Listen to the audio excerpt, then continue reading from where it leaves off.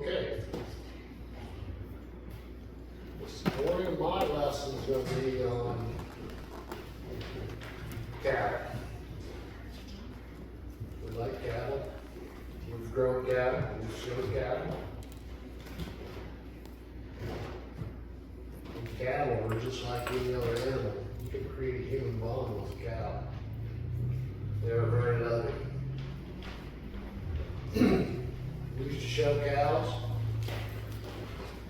and it was a very competitive sport. We used to show them 4-H. We used to groom them. 4-H. Some of the high-end cow were high dollar. They used to have professional groomers come in and groom these cows. They used to mess with their DNA. Which I always thought was wrong. I mean, you had these high-end cattle, and the very wealthy would have this 4-H program was meant for the kids alone. And they'd have these high-dollar fitting people come in and fit their cows for showtime. And you'd catch them, they would be shoving garden hoses down, filling their bellies full of water, and they'd be disqualified. The judges would look at these cows and they want a square body cow. So if you look at it like it's walking away from you, they want that cow just as square as it can be. If you look at it from the side, they want it just as square as can be.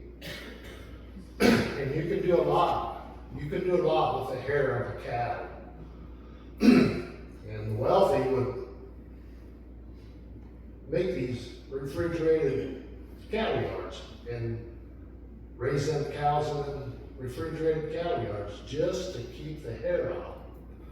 And you can clip that hair, even though that cow has defects in it, you can clip that hair to where that cow looks square this way, and looking on it, looks square this way. If you got a very good groomer,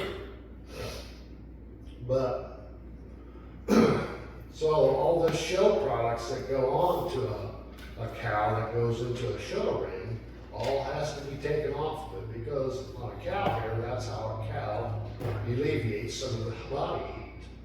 So if you have these products like hairspray and all that, oils to make them look shiny, and they're very beautiful. When they're all fitted and clean, they are very beautiful animals, just like any other animal, when they're all cleaned up. But one year we showed a red Angus, and the judges do not like red, so we didn't do very well. But what we're going to talk about today is a red cow. Red Angus does not gain weight or does not put on the weight like a black cow does. And it's in the genetics. So we were more or less laughed out of the show. But we've got many, many compliments on this red steer that we had, this red Angus. And we also, one year we showed the Hereford, and they're red. So I want to dwell on this red heifer that's got to come into play before the return of Christ. How many of you have ever heard about this red heifer that has to come into play? How many of you have been keeping up with it? This red heifer is the real deal. It is going to start the building of the temple. Once this pure red heifer comes on scene, it is going to start the rebuilding of the temple in Jerusalem. But there's not a whole lot in Scripture that talks about it. There's laws about cattle, but Scripture doesn't talk a whole lot about it. And when you get into Ezekiel, he prophesied the temple was going to have this and this and that. Well, that temple that Ezekiel's talking about is in the New Jerusalem. So we know from Scripture specifically from Matthew and 2 Thessalonians, we know the Antichrist sets himself up in the temple. And there is not a temple today in Israel. There hasn't been a temple since Solomon's temple's been destroyed. So we're going to talk about this red heifer. This red heifer that's got to come onto the scene before the temple can even start. And my point was, when I say there's not a whole lot of information about this in Scripture, is because Scripture does not give every minute detail of information. It just gives an overview, and sometimes it goes into detail, but sometimes it doesn't. And this is where Paul Moore was very awesome at the history of the Jewish people. And him and I would go back and forth, and we would discuss this temple that was going to be built. Whether we know there's got to be one that's being built, and they have probably a good 75 to 80% of the supplies needed to build this temple. And it all hinges on where they're going to build this temple and this red calf that comes onto the scene. Because we're going to get into it. We're going to get into Numbers 19, the book of Numbers, and we're going to get into chapter 19. We're going to read the whole chapter. But what I wanted to say is, this temple that comes on the scene, we don't know whether this is the same temple that goes from before Christ returned and follows through into the New Jerusalem, or is it two different temples that's being talked about? That is not very clear in my mind, and I don't know if any of you ever studied this, whether this temple that's coming up is going to be the temple that follows through into the kingdom, or is the temple that's being built now, or going to be built, going to be destroyed during Armageddon? I don't know. I don't know if anybody knows that answer. But the one thing I wanted to point out, and I would encourage you to memorize this verse. And it talks about the oracles of God. The Apostle Paul, in Romans 3, chapter 2, and I'll read it. And the header there is God's faithfulness. And the Apostle Paul goes on to state, what advantage then is there in being a Jew, or what value is there in circumcision? Much in every way. First of all, the Jews have been entrusted to the very oracles of God. What is an oracle? What are the oracles of God? And I looked it up to get the right definition, but the oracle means a priest acting as a medium or source through whom advice or prophecy was sought. In other words, the Jews were responsible for taking the communication between God and the Israelites to preserve it. So it is their responsibility, and God had put that responsibility on the Jews. So when I say Scripture doesn't give every detail of every aspect in the Jewish history or in the Bible, we have to rely on the devout Jew for additional information, because they're the ones that have carried this through communications through all these years. And there's a website called the TempleInstitute.org. And that's where I follow this every now and then to see what the updates are. And I get a lot of information off of there. And compare it to what's in Scripture. So, I am going to read, and you can follow along. I'm going to read Numbers 19. Well, I'm going to read the whole chapter. And we'll stop at certain points, because I want to point some of this stuff out to you. The water cleansing, that's the title of Numbers 19.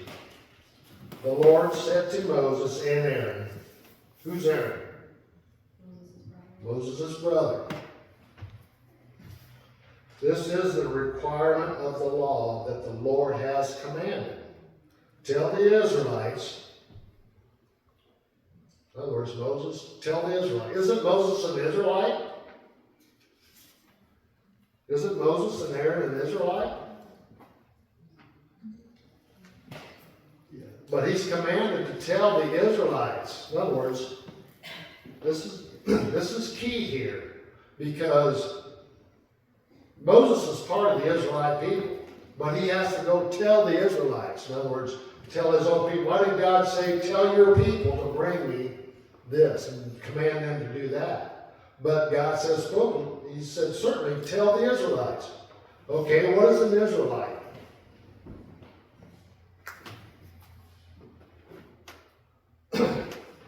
What is a Levite?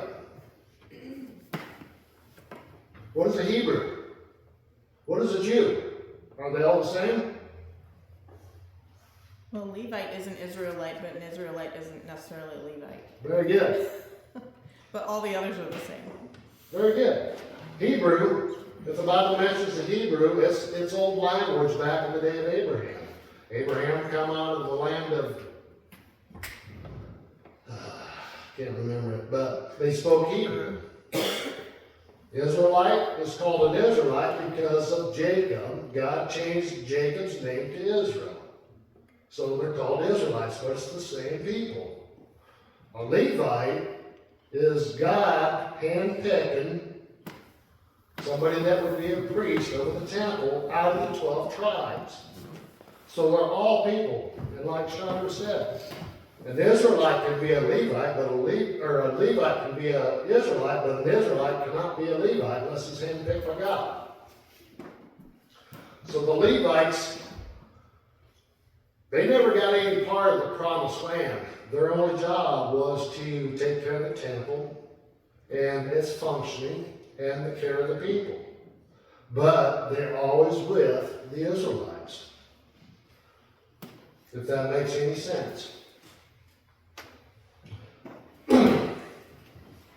So this is a telltale sign. God says to Moses and Aaron, tell the Israelites. So Moses and Aaron are considered a Levite because they're in the high priest position. Tell the Israelites to bring you a red calf without defect or blemish, and that has never been under yoke. Yoke meaning has never labored. The Jews say it can't even have a blanket on it. Can't ever be ridden. Verse 3, give it to Eleazar. Who's Eleazar? It's Aaron's son, so it'll be Moses' nephew. Eleazar was second in command in the temple. And it is my belief that this heifer was given to Eleazar because Aaron was busy doing other stuff with the temple, maintaining all the other components that go along with the temple.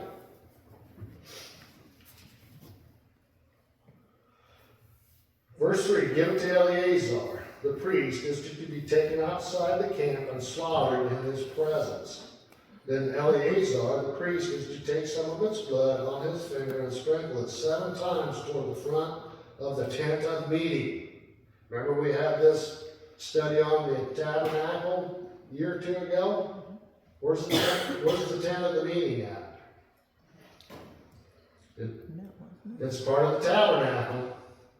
It's the first room when you walk into the tabernacle. You got the outer court there where the sacrifices and all that took place, and then you walk inside. That's the tent of the meeting. And then there was a veil that separated the holies of holies between the tent of the meeting and holies of holies.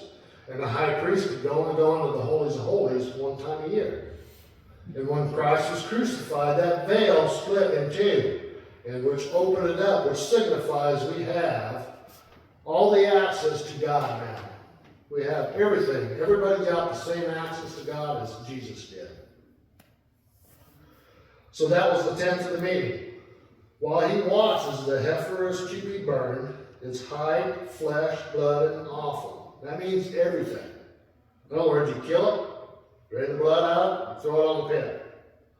The priest is to take some cedar wood, hyssop, and scarlet wool and throw them onto the burning heifer. Which made me wonder, why these three?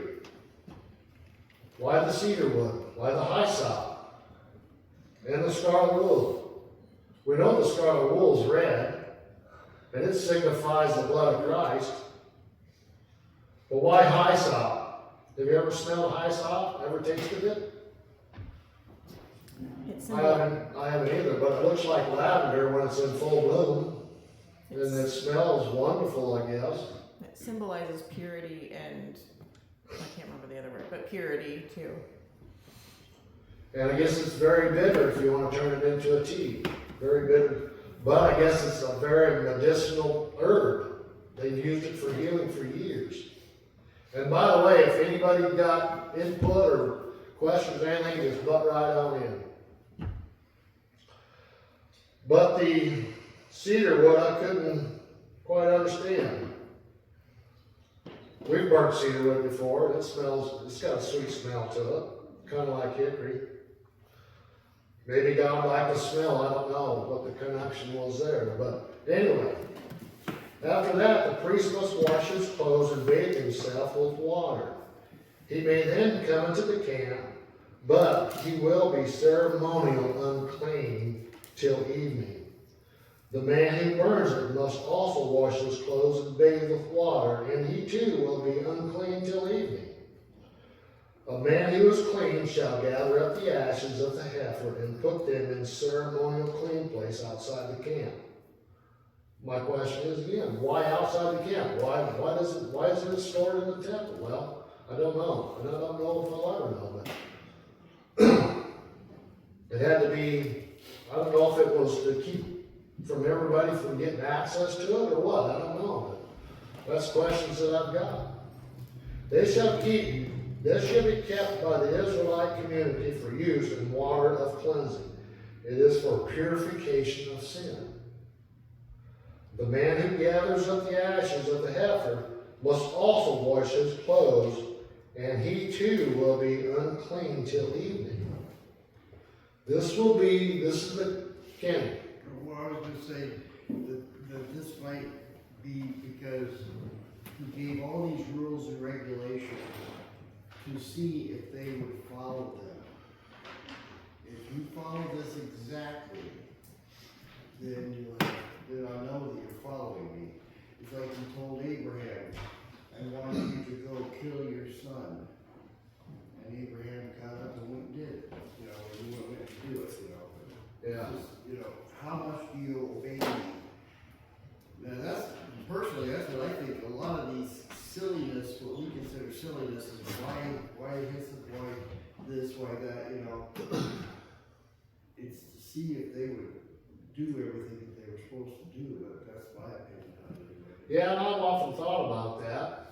I mean, even the sacrifices. Does God like the smell of burning meat just as much as we do? For all you deep thinkers out there, why the animal sacrifice?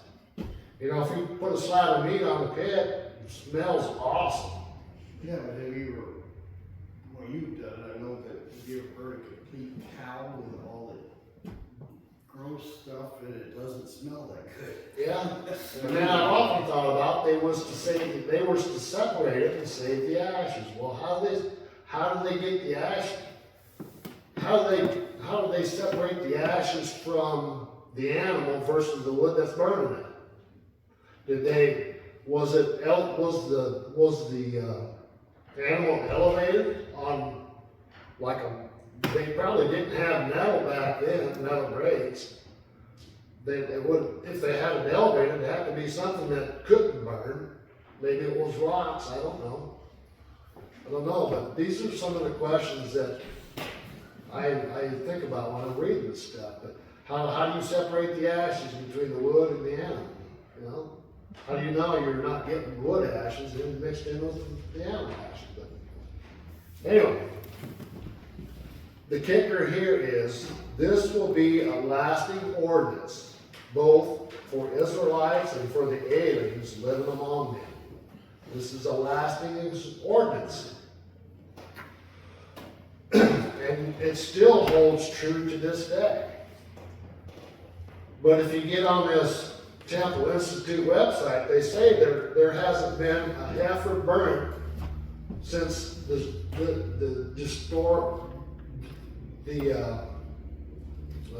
destruction of Solomon's temple. So from the destruction of the temple to current today, that's quite a few years. So this red heifer has to be perfect. They cannot find anything that has like 2 black hairs. It can't have white hairs. And the list goes on, and we'll read about it. But this perfect heifer has to be perfect before they can sacrifice it. So let's read on. Whoever touches the dead body of anyone will be unclean for 7 days. He must purify himself with water on the 3rd day and on the 7th day, and then he will be clean. But if he does not purify himself on the 3rd day and the 7th days, he will not be clean. Whoever touches the dead body of anyone and fails to purify himself defiles the Lord's tabernacle. That person must be cut off from Israel, because the water of cleansing has not been sprinkled on him. He is unclean, his uncleanliness remains on him. This is the law that applies when a person dies in a tent. Anyone who enters the tent and anyone who is in it will be unclean for 7 days. And every open container without a lid fastened on will be unclean. Anyone out in the open who touches someone who has been killed with a sword, or someone who has died a natural death, or anyone who touches a human bone or a grave will be unclean for 7 days. For the unclean person, put some ashes from the burnt purification offering into a jar and pour fresh water in it. This is the recipe. Then a man who is ceremonially clean is to take some hyssop, dip it in the water, and sprinkle the tent and all the furnishings and the people who were there. He must also sprinkle anyone who has touched a human bone or a grave, or someone who has been killed, or someone who has died a natural death. The man who is clean is to sprinkle the unclean person on the 3rd and 7th day. And on the 7th day he is to purify him. The person being cleansed must wash his clothes and bathe with water. And that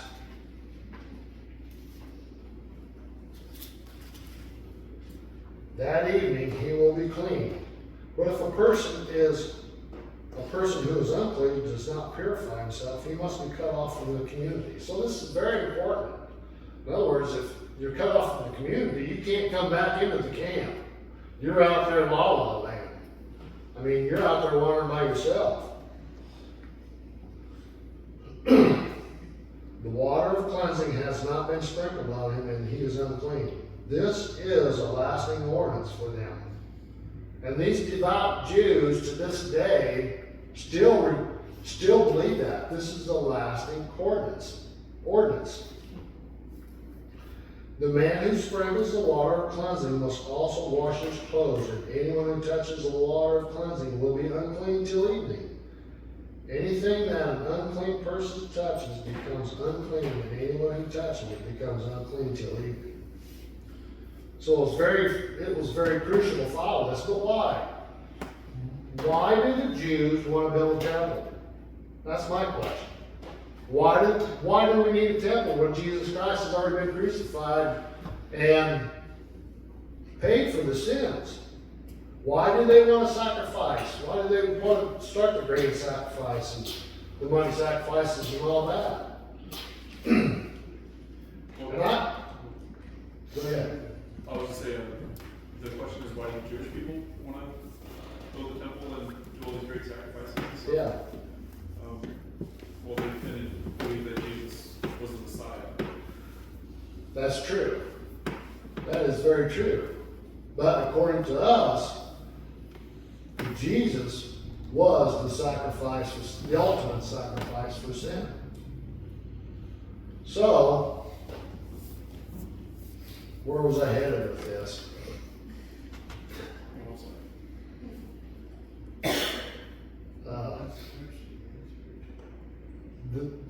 I think the Jews really missed their father.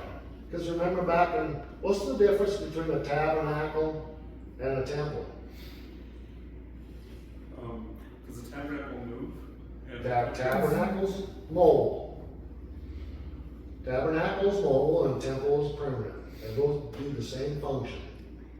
But back in the day when them tabernacles were portable, were movable, mobile, the Shekinah glory would come to that tent of the meeting in the holies of holies. I really think, and this is just my personal opinion, I really think they long for the day to have that come back. Not only did they not recognize their Messiah, but I think they're really in mourning about missing their God and having communication with him, conversations with him, and his direction and his blessings. And they're not getting it to this day. Ever since the Temple of Solomon was destroyed, they're not getting it to this day. They have, and it's changed their way of life, and it's changed the way that they're thinking. But even though the Jews were responsible for the oracles of God, sometimes they do get it wrong. But for the most part, it's right. So we have to, us being as Christians, we have to rely on the devout Jew for guidance and explanation. But Matthew in 2 Thessalonians tells us that the Antichrist is going to set himself up in the temple. So we know this temple, when the Antichrist does that, that sets the course for the last 3.5 years of the tribulation. We know that from Scripture.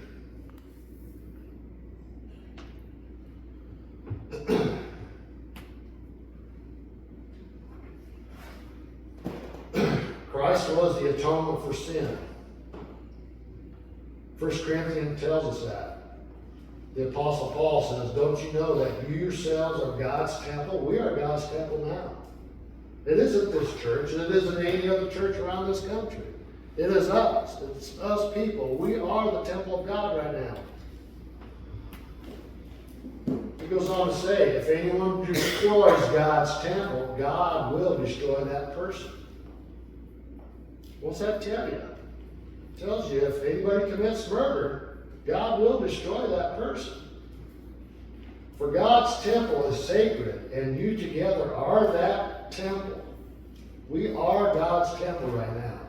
We are that missing temple that got destroyed back in Solomon's day.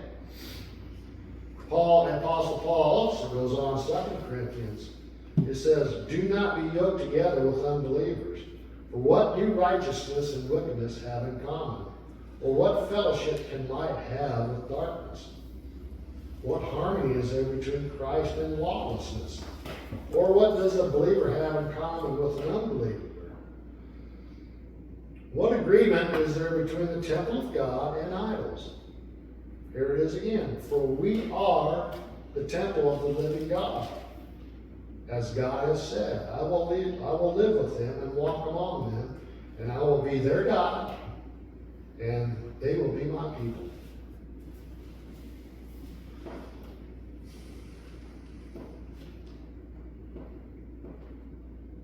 So where is this temple going to be built?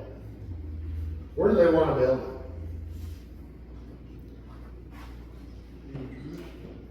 it? In Jerusalem. Where's Jesus coming back to when he comes to returns? On the Olives. And they want to put this temple on the Temple Mount. What's so significant about the Temple's Mount? We know where the dome of the rock is on the temple, on the Temple Mount. We know the dome of the rock is on there. What's so significant about this Temple Mount? It's where Abraham offered Isaac. Muslims, what's so special about it for Muslims? Just a piece of dirt. Muslims believe that they have the right to this because Muhammad, that's where he left before he ascended into heaven. That's why it's so critical for the Muslims. Who are the Muslims? Who are the Abrahams?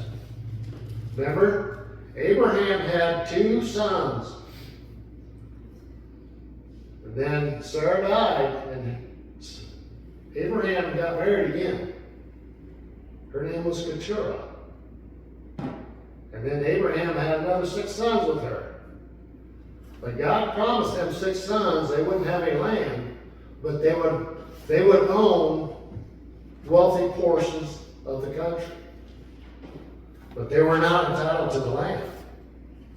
So all this infighting that's going on over in the Middle East, they're all brothers. They all can trace their roots back to Abraham, Abraham's seed. It's Jacob and Esau also. Yeah. But the great promise was to Isaac that they will inherit the earth. Or not the earth, but the promised land. That's what all the infighting is about over there. If it boils down, you boil it down and take all the fat out of it. That's what it's all boiled down to. And they won't stop. Neither side will stop. Neither side will stop the fighting until the return of Christ. And look at it today. Are the Palestinians Philistines? They're all part of this group too. What is the significance of the red heifer in the Bible? To meet the requirements of the Old Testament law, a red heifer was needed to help accomplish the purification of the Israelites for uncleanness. Specifically, the ashes of the red heifer were needed because red heifer ashes were necessary for the purification rites held at the temple. Many have regarded the appearance of the red heifer body today as the construction of the third temple and the return of Christ is imminent. This is right off the templeinstitute.org site. So when we talk about a pure red heifer, there's a lot that comes into play with that because it all stems from DNA. Over the years, the DNA have more or less strayed a course because of all this crossbreeding. And that's what producers and scientists and veterinarians do. They try to, how do I say this? They try to not let this DNA get out of control. And they're always working backwards, trying to get back to the original DNA. And they do this by taking sperm samples and they put it under a microscope, and somehow they can tell the differences in between the sperm, and they'll calculate or they'll select specific sperm nested in with a specific egg, and that creates an embryo. this embryo starts to live. And then they implant that into an animal. Then that animal, that heifer, takes it from there till birth. But if you go on this site, there's an article there about a guy in Texas that has been working with the Temple Institute for 30 years trying to get this red heifer to come on the scene. And they thought they had it back in 2022. But it turns out that it didn't qualify. So they're on the hunt for another heifer. But it is a long process because gestation on a cow is just like a human being. It's 9 months. And the time you feed that calf into adulthood, that's probably another year and a half, 2 years. Because if you're raising cows for slaughter, it takes a good year and a half to bring them up to weight. So it's quite a process, and it's a long process. So they rely heavily on back data, prior data. They'll pluck the semen out of these animals and they'll put it in liquid nitrogen to preserve it. Liquid nitrogen is negative 380 degrees. It's very cold. We used to use it in the steel industry. When there's been damage done to a piece of steel, and you cut all that damaged area out and put an insert in there, an insert with steel. And if there was other things that were in the way where you couldn't mold it in, we'd take the steel and we'd have a formula. You take the square inches times a number, and it'll give you how much this steel will shrink, because liquid nitrogen is so cold, it's probably the coldest substance on the earth. It's a negative 380 degrees. So we put this piece of steel in this liquid nitrogen, let it sit there and bubble there for a while, pull the steel out, slop it in, or put it in the hole, and it would, once it come back up to ambient temperature, you would never be able to get that piece of steel out. And that's how they do it in manufacturing some of this product to this day. They use this heat and cold to mate metal parts together. And it's just like a doctor, a medical doctor. They use liquid nitrogen to burn warts off your heart. Because if liquid nitrogen never touches you, it just burns instantly. It turns your skin white. And when I had access to it, I'd take a Q-tip over to this liquid nitrogen, stick it in there, and burn my own warts off. Works good. Yeah, it works. Gets right down to the root. But my question is, they use this liquid nitrogen to preserve the semen. Now you would think negative 380 degrees would kill the semen. But once that semen comes back up to temperature, it goes again. How is that possible? Things that make you go, The ashes of the red heifer were then collected and stored in a ceremonial clean place outside the camp. The ashes were used in the cleansing, water of cleansing. It is the purification from sin. The law goes on to detail how the ashes of the red heifer were used in purifying those who came in contact with the dead body. Whoever touches a human corpse will be unclean for 7 days. They must purify themselves with the water on the 3rd day and on the 7th day. Then they will be clean. The purification process involved the ashes of the red heifer in this way. Put some ashes from the burnt purification offering into a jar and pour fresh water over them. Then a man who is ceremonially clean is to take some hyssop, dip it in the water, and sprinkle. Anyone who has touched a human bone in a grave, or anyone who has been killed, or anybody who's ever died of natural death, this must be the process. So just think about that. Just think about how busy Aaron and Eleazar were busy with this. And I suppose how long would these ashes last? Will they last for years and years and years? Will they just take, that's the questions I've got. Okay, I can go on, but there is a lot. There is a lot to this red heifer, and the world is relying on it. Because that is going to start. Did you have something to say, Karen? Well, you were saying earlier, these are questions I don't think we'll ever get the answer, but I think you will, when you see them, you'll have any question and you'll get the answer. So, you might have to wait till kingdom to find out for sure, but, you know. Yeah. Yeah. But, okay. Yeah. Does anybody have any input or anything they would like to add? Scan my notes. Isn't this something important here?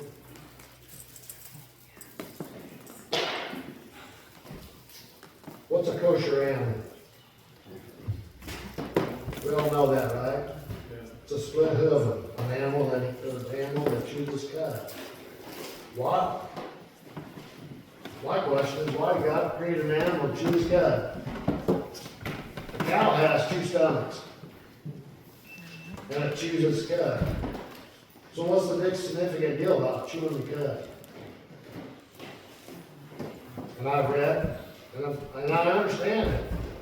When an animal chooses cud, it's regurgitating what it's already ate. And God has designed it so when they chew the cud, they're getting they're getting all the nutrients out of the material that they've already ate. So it's a very efficient process. They are, before disposed of, they are getting everything out of whatever they ate to the maximum. It's a very efficient process. And a cow can eat a lot. But what they do eat, it is a very efficient process. And I think that is just, I mean, you just dwell, before you deep thinkers out there, just think about that. God has done that. He has designed it that way. And it just blows my mind sometimes. And I'll leave you with this. Haggai. Chapter 2, verse 7 says, my house, which is his temple, will be a house of peace. Isaiah 56, verse 7 says, my house will be called a house of prayer for all nations. For all nations. Which makes me think that this temple that's going to be built is going to follow through into the New Jerusalem. I don't know for sure, but that's what I think. So I hope you all learned something today, and may the blessings be with us. Amen. We'll get ready for the service.